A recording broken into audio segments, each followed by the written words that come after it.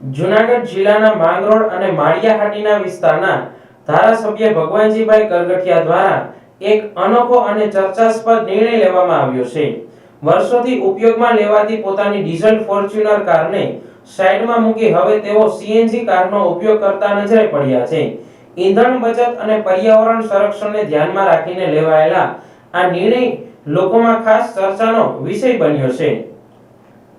ધારાસભ્ય ભગવાનજીભાઈ કરગઠિયાએ જણાવ્યું હતું કે હાલ દેશ અને વિશ્વમાં સર્જાયેલી યુદ્ધ જેવી પરિસ્થિતિ તેમજ પેટ્રોલ ડીઝલના વધતા વપરાશને ધ્યાનમાં રાખી દરેક નાગરિકે ઈંધણ બચત તરફ આગળ વધવું જરૂરી બની ગયું છે। દેશના વડાપ્રધાન નરેન્દ્ર મોદી દ્વારા વારંવાર પેટ્રોલ ડીઝલ બચાવવા અને વૈકલ્પિક ઈંધણનો ઉપયોગ કરવા માટેની અપીલથી પ્રેરાઈ તેમણે આ નિર્ણય લીધો છે। ધારાસભ્યએ વધુમાં જણાવ્યું હતું કે સામાન્ય માણસથી લઈને જનપ્રતિનિધિઓ સુધી દરેક વ્યક્તિએ પોતાના જીવનમાં નાના મોટા ફેરફારો કરીને ઈંધણ બચતનો સંદેશ આપવો જોઈએ।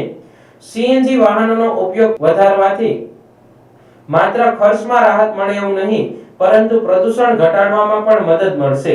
હાલના સમયમાં દેશ હિત અને પર્યાવરણ બચાવવા માટે આવા નિર્ણયો ખૂબ જ જરૂરી હોવાનું તેમણે ઉમેર્યું હતું। ભગવાનજીભાઈ કરગઠિયાએ લોકોને પણ શક્ય હોય ત્યાં સુધી પેટ્રોલ અને ડીઝલનો ઓછો ઉપયોગ કરવા, કારપૂલિંગ અપનાવવા અને સીએનજી અને ઇલેક્ટ્રિક વાહનો તરફ વળવા અપીલ કરી હતી।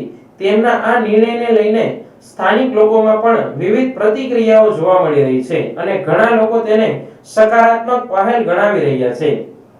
આપણા લોકપ્રિય વડાપ્રધાન આદરણીય નરેન્દ્રભાઈ મોદી ઈરાન અને ઈરાક યુદ્ધના હિસાબે જે અત્યારે દેશમાં ડીઝલ અને પેટ્રોલની જે તંગી પડી છે એને હિસાબે દેશવાસીઓને અપીલ કરી છે કે ઓછામાં ઓછું ડીઝલ વાપરો અને ઓછામાં ઓછું સોનું ખરીદ કરો।